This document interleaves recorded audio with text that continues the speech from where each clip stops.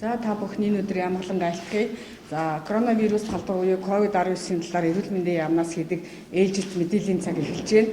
За энэ ээлжилт мэдээллийн цагаар бид та бүхэнд урд нь 2 удаа мэдээлж исэн манай дэлхийн эрүүл мэндийн байгууллагын зөвлөх баг 3 чиглэлээр ажиллаж байгаа. Нэгдүгээрт нь эмнэлгээс шалтгааллах одоо халдвар хяналт, за хоёрдугаарт нь тохиолдлын удирдлагын тогтолцоог бэхжүүлэх, за гуравдугаарт нь одоо эрчим тэмцлэгээс хэрхэн амьдруулах чиглэлээр бол Монголын одоо эмч нартай хамтран одоо ажилласан. Тэгэхээр өнөөдрийн манай бүрэлдэхүүнд энэ дэлхийн эрүүл мэндийн байгууллагын одоо суурин төлөөлөгч мөн энэ зөвлөх багт ажилласан хүмүүс за Герман улсаас байгаа элчин сайд оролцож байгааг та бүхэнд бол одоо талархалтайгаар мэдээлье. За ингээд энэ COVID-19 халдвар бол одоо өчигдрийн бид нар та бүхэнд мэдээлэл өгсөн цагаас хойш дэлхийн 86 орныг одоо хамарч бас өвчл гарсан байна. За тэгээд бүгд найрамдах Солонгос улс, Иран, Япон, Итали зэрэг орнд бол одоо халдвар бол эрчтэй тархаж байгаа одоо хэмээрээ байна. За ингээд дэлхийд дахинд энэ өвчлийн байдал ямар байгаа, дэлхийн эрүүл мэндийн байгууллагаас ямар арга хэмжээ авч байгаа талаар за дэлхийн эрүүл мэндийн байгууллагаас Монгол улс цугаа суурин төлөөлөгч доктор Сергей Диортица та бүхэнд товч мэдээлэл хийнэ. Okay, good morning.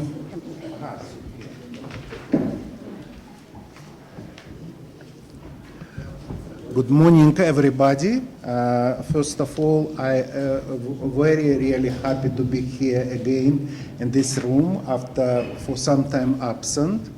And also, I want to say that I'm really appreciate for this all these days your work every day here for being very proactively and truly reflecting situation and keep Mongolian public informed what is going in the situation of coronavirus outbreak in different countries, and also about preparedness of Mongolia to keep Mongolian people safe.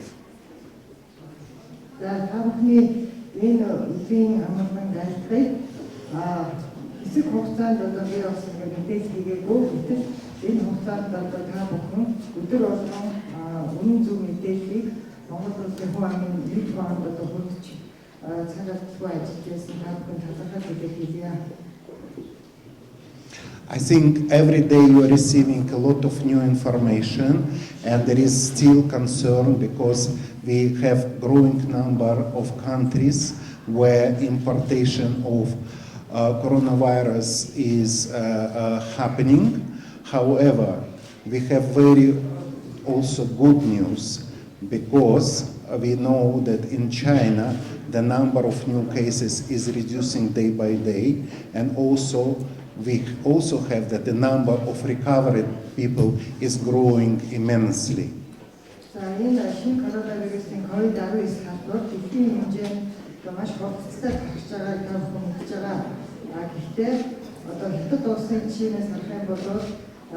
Насралтын хувьчдэр насралтын тоо шин тохиолдлын тоо бол одоо өдөр ирэх тусам багасж байна. And a couple of weeks ago, all of us, all Mongolian society and all our sub-region was very much concerned about evolving situation in Asia, specifically when we saw growing number and 2 outbreaks in Korea. Дэлхийн одоо ингээд одоо 85 улсад одоо бүртгэгдээд байгаа ч гэсэн Азийн нэг орн, Европын одоо ойд орнуудын 3 орнд одоо харахад боломжтой гарч байгаа.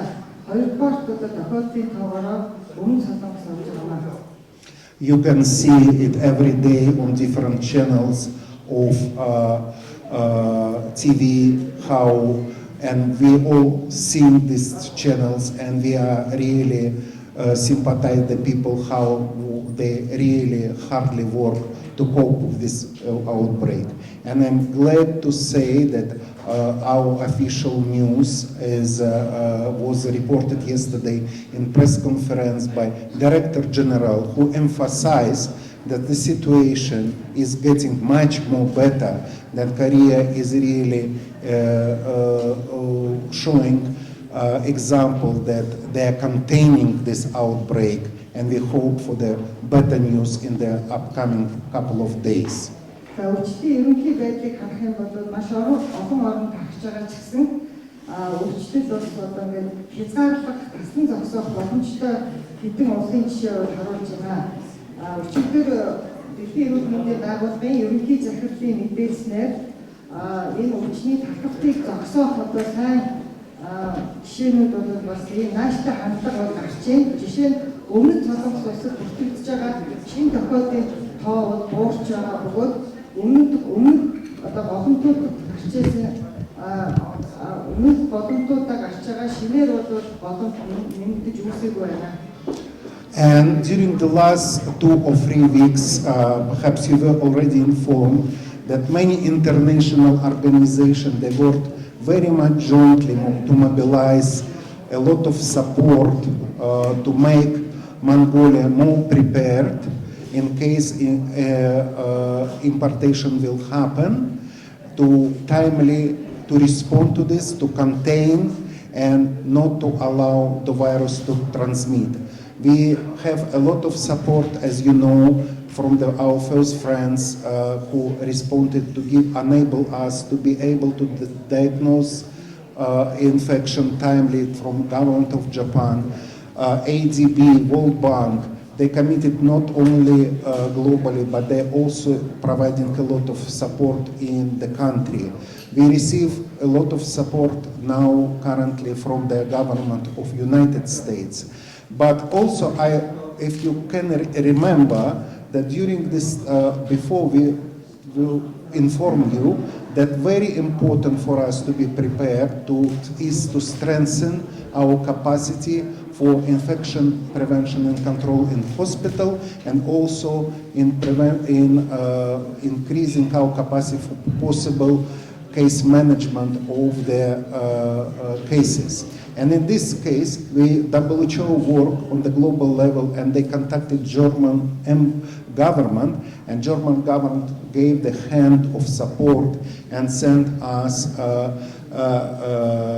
emergency medical team from Germany who is now training Mongolian professionals, and this training will continue. Сүүлийн 2-3 хоногийн сүүлийн 2-3 хоногийн хугацаанд эрүүл мэндийн кластерын одоо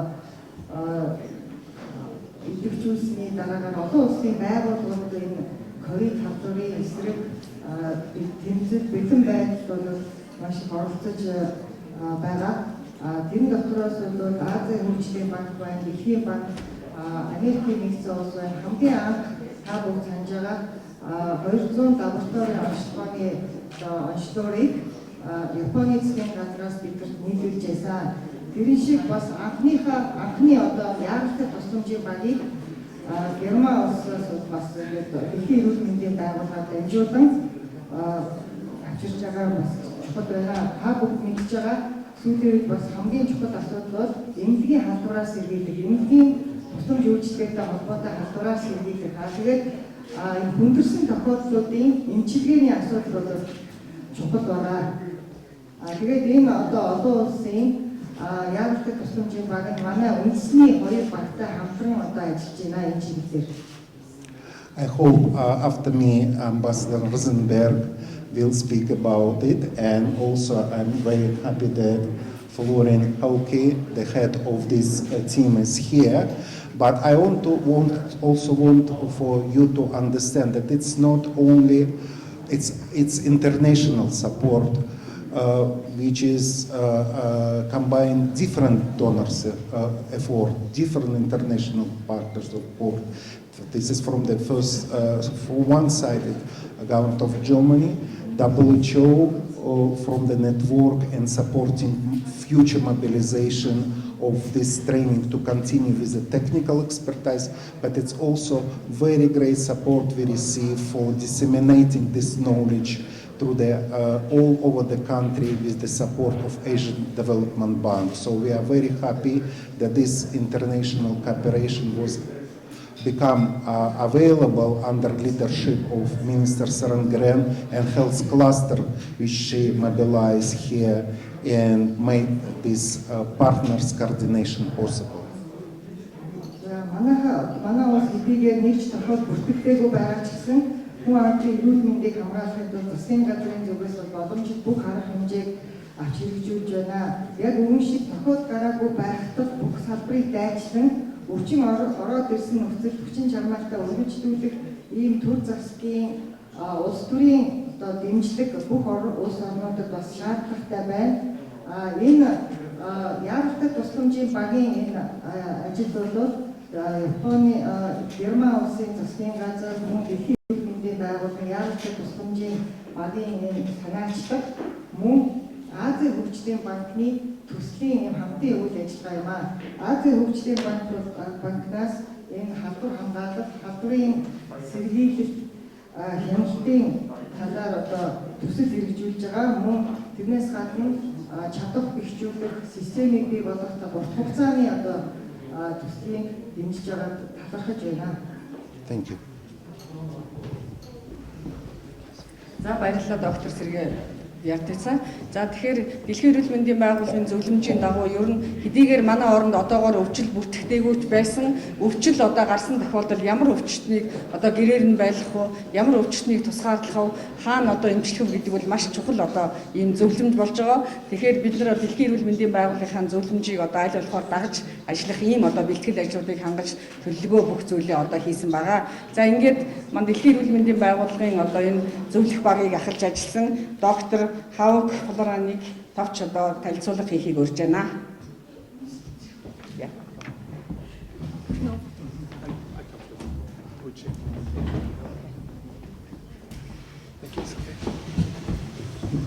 Good morning, ladies and gentlemen.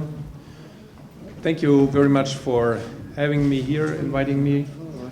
It's a pleasure to be here on this press conference and to see so many of you to get some information and distribute that to the public. Сайн байцгаана уу? Өнөөдөр та бүхэндээ энэ хевлийн байх уралд оролцож байгаад их талархалтай байна. Тэгээд юуны өмнө бас Монголын ард түмэнд үнэн зөв мэдээллийг хүргэхээр хичээнгүйлэн ажиллаж байгаа та нарт бас баяр хүргэж байна. Before Mr. Hauke will tell you something about the measures of the emergency team from Germany, let me give you some general information about the cooperation between the German government and Mongolia. Тэгэхээр одоо Герман улсаас хурж ирж Монгол улсад ажиллаж байгаа яаралтай багийн ахлагч мэдээлэл хийхээс өмнө Монгол улс болон холбооны бүгд найрамд Герман улсын засгийн газрын хоорондох хамтын ажиллагааны талаараас товчхон мэдээллийг хүргэж байна. This year it will be the 10th anniversary that we worked together in the field of medical exchange and support. Эрүүл мэндийн салбарт албан ёсоор туршлага солилцож хамтран ажиллах хамтын ажиллагааг гүнзгийрсэн энэ 10 жилийнхаа ойг бид нэр энэ жил тэмдэглэх гэж байна. The idea to support Mongolian health system was basically born and created in the German embassy here 10 years ago in 2010. 2010 онд Монгол улсад суугаа холбооны бүгд найрамд Герман улсын элчин сайдын яамд Монгол улсын энэ эрүүл мэндийн тогтолцоог сайжруулах тухай анх санаачлалыг гаргаснаар энэ хамтын ажиллагаа эхэлсэн юм а. One year later, there was an agreement between the German Ministry of Health and the Mongolian Ministry of Health. And ever since, we sent teams of doctors and experts, especially in the field of hygiene and education, to give training to doctors from Mongolia, both here in Mongolia as well as in Germany. Тэр цагаас хойш нэг жилийн дараа гэхэд холбооны бүгд найрамд Герман улсын эрүүл мэндийн яам болон Монгол улсын эрүүл мэндийн яамны хооронд хамтын ажиллагааны гэрээ хэлэлцээр байгуулж үүний дагуу хоёр орны эрүүл мэндийн салбарын ажилчид болон эмч нар байнга хоорондоо харилцан айлчилж бие биендээ туршлагаа солилцохоос гадна Монгол улсад Германы эрүүл мэндийн нарийн мэрэгжлийн хүмүүс хүрэлцэн ирж өөрсдийнхөө мэдлэг туршлага болон ялангуяа энэ ариун цэврийн чиглэлээр сургалтуудыг бол явуулж ирсэн юм а. This is a long-term project which we are going to continue.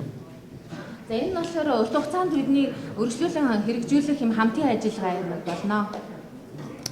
Before I hand over to Mr. Hauke, just let me congratulate the colleagues from the Ministry of Health and the Mongolian government for having taken so decisive action right from the very beginning, and to be so successful that there's not a single case of coronavirus here in Mongolia as of today.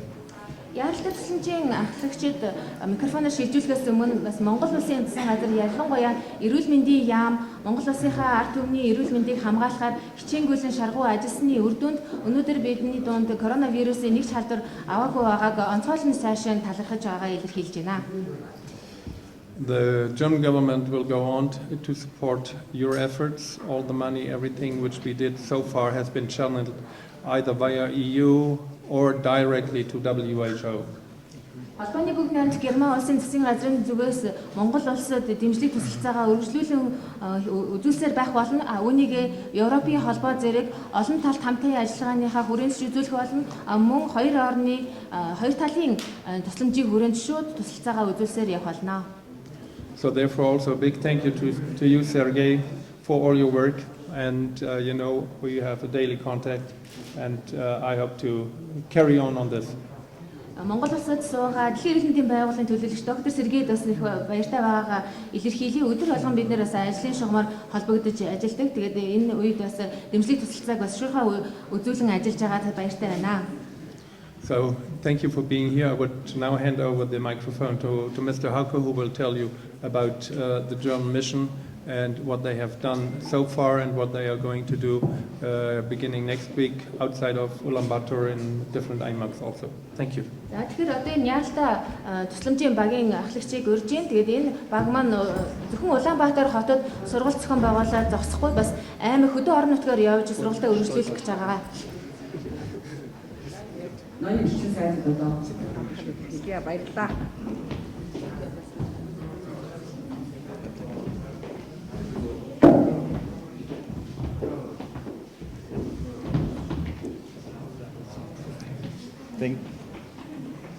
Thank you. Oh, does it work?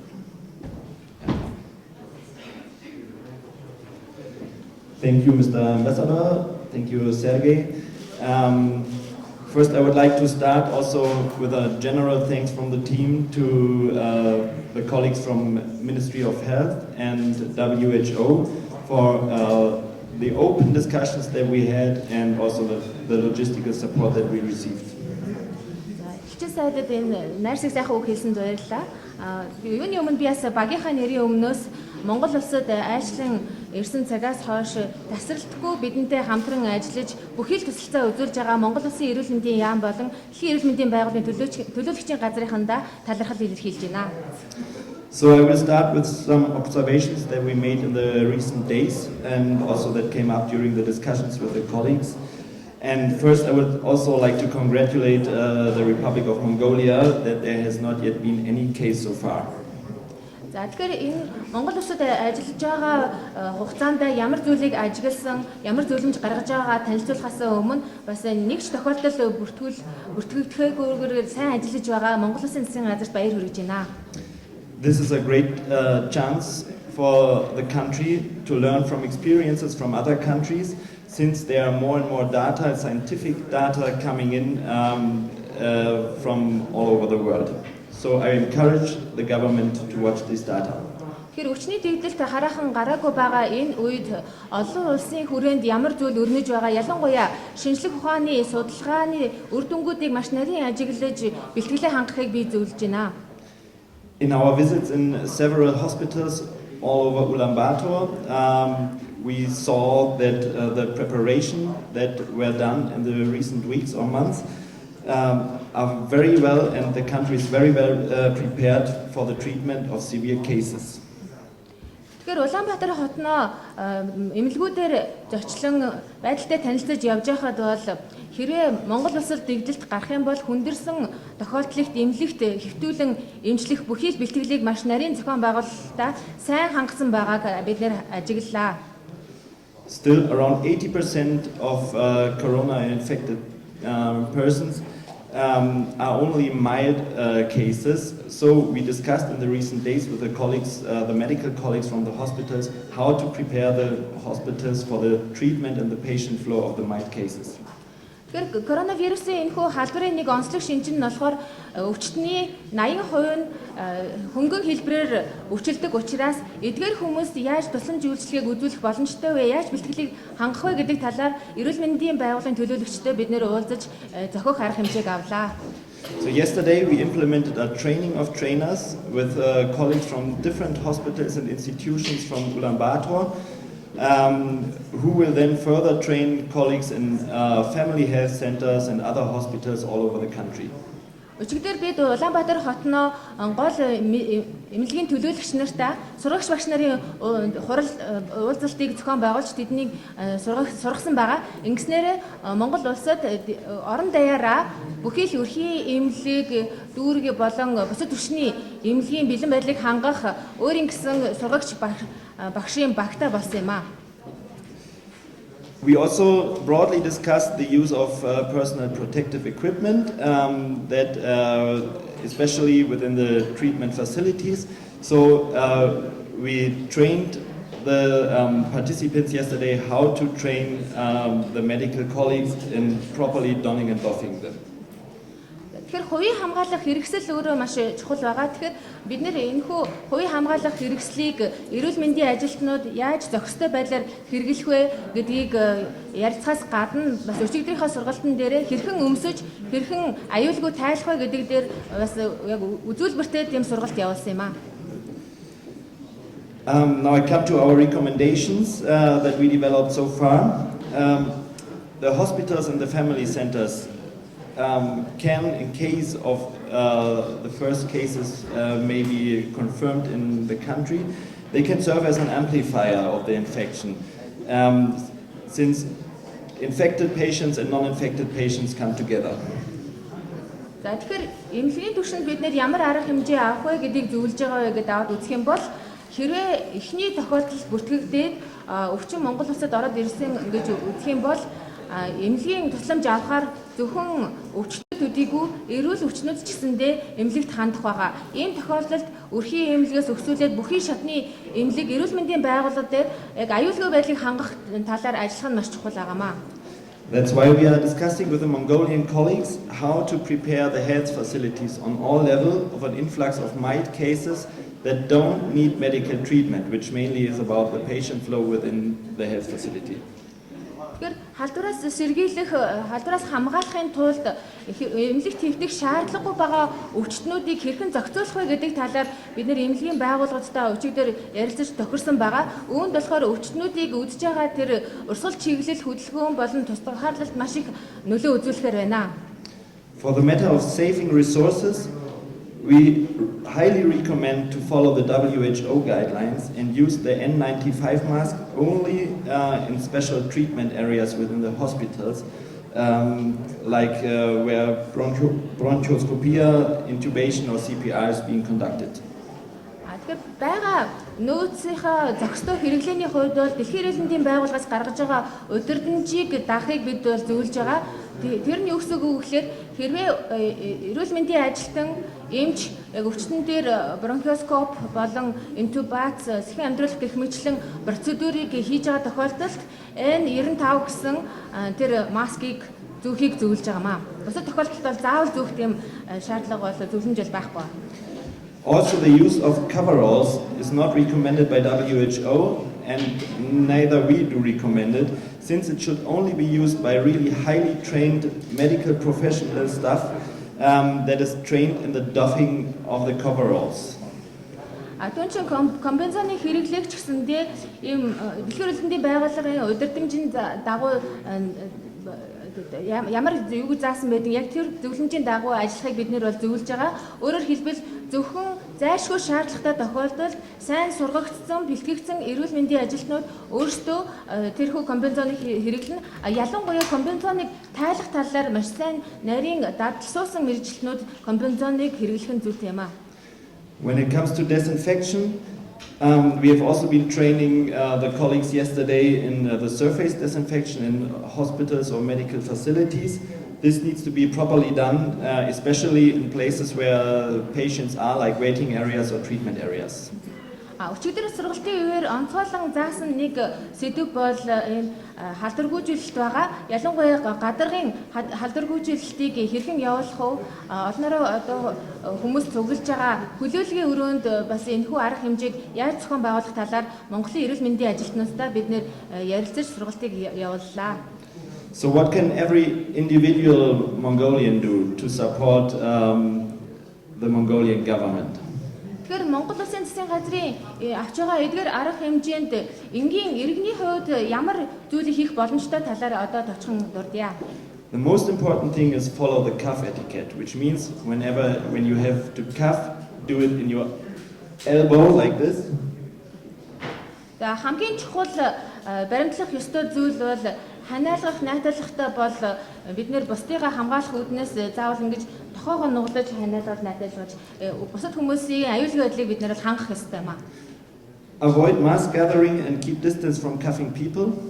За олон нийтээрээ цуглах аливаа арга хэмжээнд оролцохгүй байх, түүнчлэн ханиалгаж байгаа хүмүүсээс дор хаяж 1.5 метрийн зай баримтлахыг бид нэр зөвлөж байна. Ensure a proper hand hygiene, which means wash your hands as regularly as possible and do it properly for about 1 minute with soap to ensure that your hands are clean. Тэгээд дээрэс нь болохоор гарын ариун цэврийг маш сайн сахихыг зөвлөж байгаамаа. Өөрөөр хэлбэл 1 минутаас доошгүй хугацаанд савнтай бүлээн усаар гараа маш сайн цэвэрлэж угааж байхыг бид нэр зөвлөж байна. Every individual cannot be really always 100% sure how safe the environment is he is currently in, but he can make sure that he himself is controlled by washing his hands and following the cuff etiquette.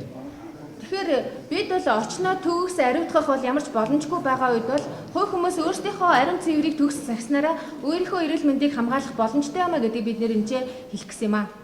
From our side, this is one of the really crucial messages, and we would also like to encourage social workers, community social workers, hygiene promoters to spread this message around the country. Тэгэхээр бидний хувьд бол яг нийт ард иргэдэд хэлэх зүйл маань энэ учраас эдгээр хэлсэн зүйлийг маань цааш нь үргэлжлүүлээд Монголын нийгмийн ажилтнууд, нийгмийн эрүүл мэндийн ажилтнууд энэ ариун цэврийн талаар одоо сурчлагаа явуулж байгаа хүмүүсээс үргэлжлүүлэн энэхүү сурчлагыг бас хийсээр байгаараа, мэдээллийг өгсөөр байгаараа гэдгийг бид нэр хүсэж байна. Thank you very much. Анхаарал тавьсанд баярлалаа. Баярлалаа. За манай дэлхийн эрүүл мэндийн байгууллагын зөвлөх багийн ахлагч доктор Хавк Флоренд баярлалаа. Тэгээд дэлхийн эрүүл мэндийн байгууллагаас өгч байгаа зөвлөмжийг бол эрүүл мэндийн яам одоо аль болох өөрийн хөрсөн дээр суулган одоо хэрэгжүүлэх арга хэмжээ авч байгаа.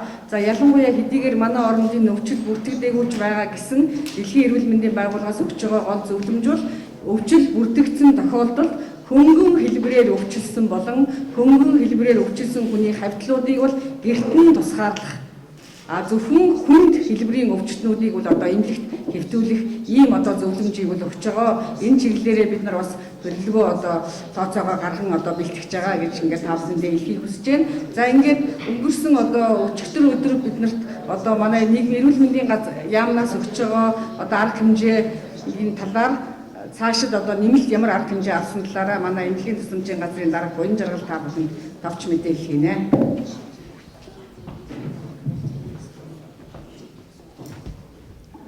За сайн байцгаана уу та бүхэндээ энэ өглөөний мэндийг хүргье. За юуны төрөнд бас бид нартай байнга хамтран ажиллаж техникийн болон санхүүгийн дэмжлэг үзүүлж байгаа Дэлхийн эрүүл мэндийн байгууллагынхаа хамт олон мөн бас бидэнтэй хүрэлцэн ярьж энэ сайхан зөвлөгөө өгч хамтарч ажиллаж байгаа зөвлөх Дэлхийн эрүүл мэндийн байгууллагын зөвлөх багийн хамт олон Азийн хөгжлийн банкныхан Монгол улсаа Герман улсаас Монгол улсад суугаа элчин сайдын яамны хамт олондоо та бүхэн талархал илэрхийлээд ажлын амжилт эрүүлэн сайн сайхныг хүсье. За бид нар өссөн дүнгээрээ тоогоо мэдээлэл өгье.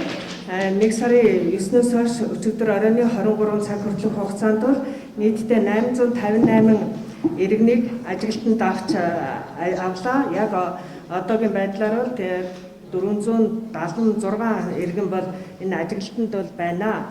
За өссөн дүнгээр с ิจ гтэй гэдэг тохиолдлоор бид нар 256 тохиолдлыг бол авч хяналт шинжилгээ хийсэн юм байгаа. За бидэнд бол алтан бүлгийн хилээр орж ирсэн 3 тохиолдол бий. Итали улсад зорчоод ирсэн иргэн мөн бас Тайланд улсад зорчсон халуурсан гэсэн ийм шижигтэй байгаа нийт 3 иргэнийг Дархан уул аймгийн нэгдсэн эмнэлгийн халдвартын тасагт тусгаарласан байгаа. За өнөө өглөө бол энэ Берлин Улаанбаатарын чиглэлийн онгоцоор 104 иргэнд зорчигчуул ирсэн. За эндээс бол 17 тохиолдлыг бид нар бол энэ ажиглалт хандлтанд бол авсан байгаа. 5 тохиолдол нь халдварт өвчин судлалын үндэсний төв, 12 тохиолдлыг бол баг баянгийн амралт руу явсан юм байгаа гэдгийг хэлье. За эмнэлгийн тусламж үйлчилгээ ер нь бол хэвээ явагдаж байгаа. Түргэн тусламжийн дуудлагаар бол бас ирж байгаа дуудлагын дотор 5 хүртэлх насны хүүхдийн дуудлага 106, төрхийн дуудлага 78. За үүнээс гадна бас осол гэмтэл, арх, согтууруулах ундаатай холбоотой дуудлагууд нэг 200 дуудлага бол байсан. За ийм учраас бид бас энэ иргэдтэй энэ стресс, бухимдлыг хэрхэн арилгах вэ, айдсаас яад даван туулах вэ гэсэн ийм бас зөвлөгөөнүүдийг бол улам өгчөөд ингэж ажиллаж байна. За Оросын холбооны улсаас бол 500 онцлогыг бол бид бас хүлээж авсан байгаа. За энэс гадна Дэлхийн эрүүл мэндийн байгууллагаас энэ хамгаалах хэрэгслийн нийтдээ 560 кг-ийн ачаа бүхий энэ хамгаалах хэрэгслийг бол авсан. За сая Дэлхийн эрүүл мэндийн байгууллагын зөвлөх маань хэллээ. Бид нар бол энэ сургагч багш нараа бэлдээд ингэж ажиллаж байна гэдгийг хэлсэн. Баярлалаа. За ингээд халдварт өвчин судлалын үндэсний төвдөр бол бас энэ танил судалгаа хийж байгаа. Энэ талаараа халдварт өвчин судлалын үндэсний төвийн ерөнхий захирал нэмхүү та бүхэнд мэдээлэл хийнэ.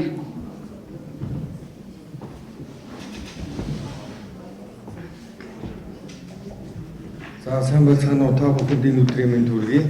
За 2020 оны 3 сарын 4-нд халдварт өвчин судлалын үндэсний төвд тусгаарлагдсан нэг тохиолдлын шинжилгээнд коронавирус илрээгүй. За 2020 оны 3 сарын 5-нд буюу өчигдөр халдварт өвчин судлалын үндэсний төвд с ิจ гтэй тохиолдол тусгаарлагдаагүй байна. За харин ажиглалтанд өсвөдөд 5 хүн, Дархан уул аймагт 3, нийт 8 хүнийг ажиглалтанд авсан ийм мэдээтэй байна.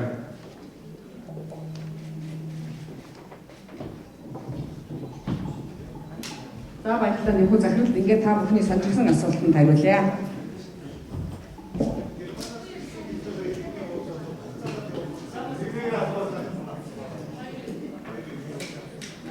Bonjour, хариулсан.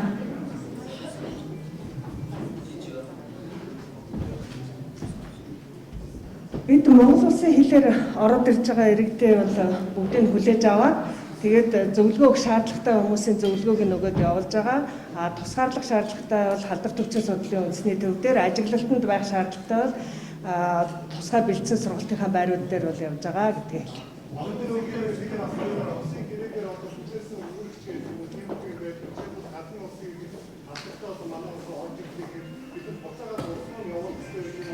Бид нар буцааж явуулдаггүй. Зүгээр тодорхой улс орны хүмүүсийг онгоцонд анханасаа суухаас нь эхлээд суулгахгүй зөвлөгөө өгч байгаа тийм л тохиолдол байгаа болохоос л ороод ирсэн хүнийг буцааж байгаа тохиолдол байхгүй.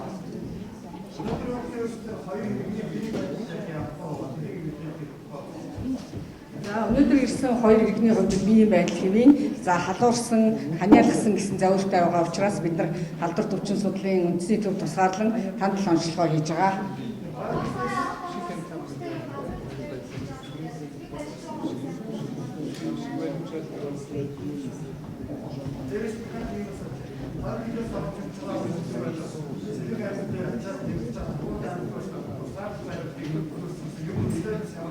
За хоёр асуултанд хариулъя. Уул уурхайн чиглэлээр үйл ажиллагаа явуулах бэлтгэлийг бол ер нь бүх яамнууд холбогдох зам тээвэр хөгжлийн яам, уул уурхай хүнд үйлдвэрийн яамнууд болон аж ахуйн нэгжүүдтэй хамтраад бэлтгэл ажлыг бол зохион байгуулж байгаа. Хилээр гарах жолооч нарт бол сургалтыг хийж хамгаалах хэрэгсэл буюу одоо маск энэ хэрэгслэр нь бол аж ахуйн нэгжүүд нь ингээ хангаад эрүүл мэндийн салбар бол зөвлөмжийг өгөө явж байгаа. Орон нутгийн засаг дарга нар бол энэ дээр бас халдвар хамгааллын ямар арга хэмжээ дэглэм баримтлахын халдвар бэлтгэлийг хэрхэн хийх юм бэ гэдэг талаараа бүх бэлтгэл ажлуудаа хангаа явж байгаа гэдгийг бол хэлье. За Алтан булаг бомтыг асуусан. Сэлэнг аймаг дээр бол тусгаарлах байр энэ төр бэлдсэн байгаа. За Сэлэнг аймгийн тусгаарлах байр дээр бол хүмүүсийг аваад дараа нь бид нар бас ачааллыг тэнцвэржүүд нааша Дархан уул аймаг дээр бол бэлтгэлийг бол хангасан. Дархан уул одоо бол Сэлэнг Дархан уул аймаг дээр аль алин дээр нь тусгаарлах байрууд дээр бэлтгэгдсэн тусгаарлах байрууд дээр иргэдийг бол ажиглалтанд авч ингэж ажиллаж байгаа гэдгийг хэлээ.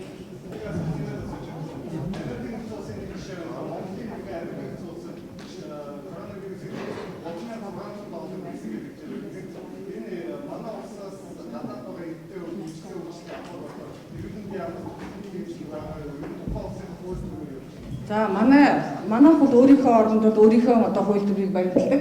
Манай эрүүл мэндийн тухай хуулинд халдвар төвчний одоо имчилгээ бол улсаас одоо зардал нь гардаг. Тэгэхээр гадны ч бай, Монголын ч иргэн бай, манайд одоо үдсэн тохиолдолд бол манай хуулийн дагуу одоо үн төлбөргүй имчилүүлнэ.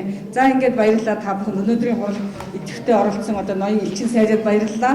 За ингээд одоо эрүүл мэндийн яамд энэ шинэ коронавирус халдвартай тэмцэх сэргийлэх талаар манай иргэд хувь хүн одоо 10 жилийн хүүхдүүд хүртэл бид нарт бас хандив дэмжлэг үзүүлж байгаа. За энэ одоо арга хэмжээ үргэлжлүүлэн одоо явагдах болно. За ингээд манай эрүүл мэндийн яамны бүрийн захиргаа удирдлагын газрын дарга Зогтбаатарыг урьж байна.